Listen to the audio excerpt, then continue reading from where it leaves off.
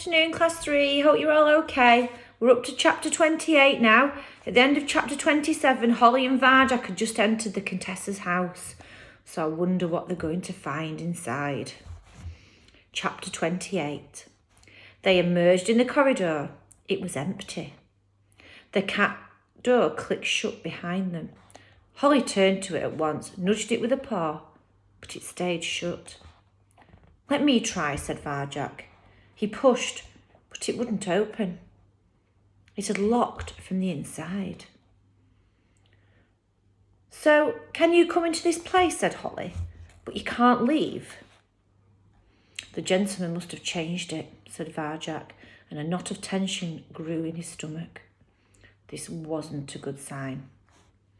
He looked around the corridor. The thick green windows were closed, the lace curtains drawn. It looked normal, except that, like the garden wall, everything seemed much smaller and older than he remembered.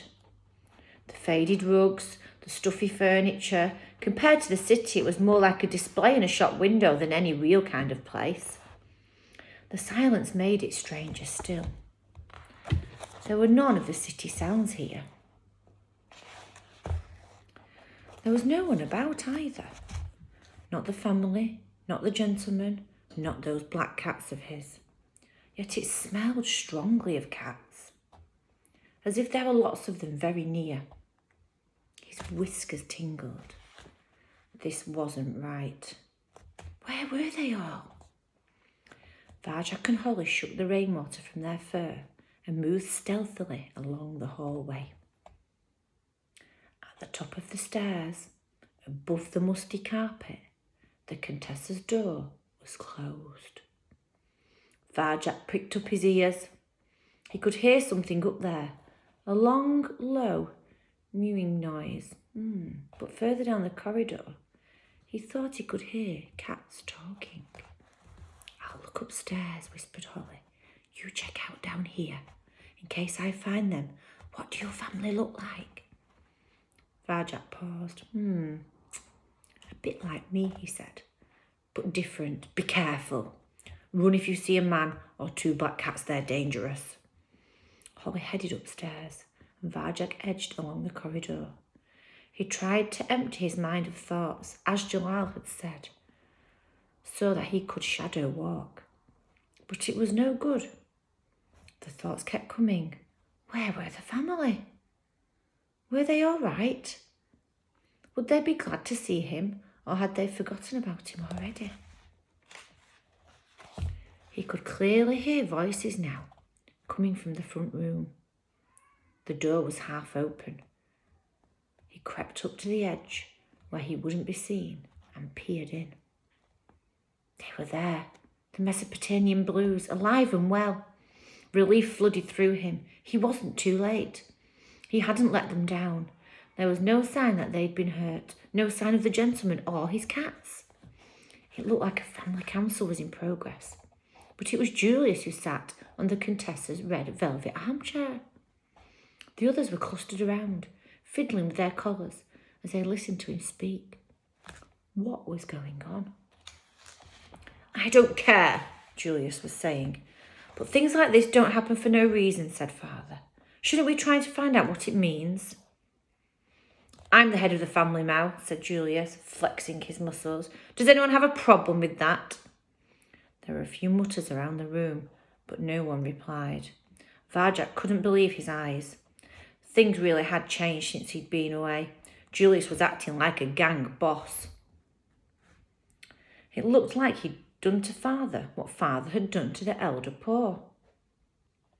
"If we all agree," said Julius, "then the council is over." Varjak took a deep breath and stepped into the room. They turned to stare at him as if he were a stranger. "Varjak," said Mother, "is it really you, sweetheart?" "Look, everyone, he's back!" At once they cleared a space for him, surrounded him with silver blue fur and green eyes. "Varjak, Paul, we thought you were lost forever. He's grown, hasn't he? Welcome home, Varjak." Home. Finally, he was home.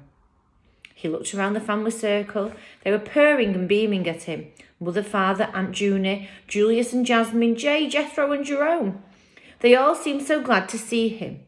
It was good to be back. "Where have you been, son?" said father. "Outside." "And the elder Paul?" Varjak shook his head sadly. "Gone." Julius stepped between Varjak and his parents. "Things have changed since you disappeared," he said. "I'm head of the family now. Father was for a while, but now it's me." He stuck his chest out to underline the point. He was bigger than Varjak remembered him. He'd grown taller. His body had thickened and become more powerful. His collar was tight around his neck. He looked extremely well fed. Varjak glanced at father. He seemed tired and old next to Julius. It was obvious he would win a fight. Perhaps it had already happened. "Congratulations," said Varjak to his big brother. That's not all that's changed," began father. "No, things are better for us now than they've ever been," interrupted Julius. He pressed something down beneath his paw. It was the toy mouse. "The gentleman's been very good to us." "Him?" said Varjak. "His cat's killed the elder Paul." There was a gasp around the room, but Julius just looked annoyed. "You're lying," he said, raking his claw across the mouse. It had become ragged, its fur was wearing away. "The gentleman loves us. His cats are our friends. Why would they do a thing like that?" "They wanted to stop us going outside." "Well, there's your answer," said Julius. "They were only trying to help. If you hadn't been doing something wrong..." Varjak bristled. It was Julius who was wrong. Varjak knew he was, but Julius could always make his lies so convincing, and Varjak couldn't find an answer fast enough. Now, said Mother. "Julius is right, Varjak. The gentleman still feeds us wonderful food every day. And as for his cats..." Julius shot her a look, and she coughed. "Well, that's enough of that," she said quickly. "But just look at you, sweetheart. Haven't you grown? And those scars on your face, you've changed so much I hardly recognise you." "What scars?" said Varjak, and remembered Ginger, Razor and Sally Bones. He smiled. The world outside had left its mark on him. "Well, I've had a few fights." A voice like milk in the morning purred in his ear. "Cousin Jasmine." "Why, Varjak? You're not a little kitten anymore." Varjak's ears perked up. He'd always liked Jasmine more than the others. "He'll always be our kitten," said Mother. She licked Varjak's coat, smoothed his fur. He didn't object. He let her warm tongue wash away in the rain of the storm and the city's grime, and let her strip him of the smell of outside. "That's right," said Julius, glowering at Jasmine. "He's still a kitten." "So what's it like outside?" said Jay. "What happened to your collar?" said Jethro. "And how'd you get those scars?" said Jerome. "I'll tell you," said Varjak, though Julius was now glowering at them. "I'll tell you everything." I wonder if they're going to believe him. Right, that's all for tonight then, Class 3. I'll be back again tomorrow with Chapter 29. See you then. Bye-bye.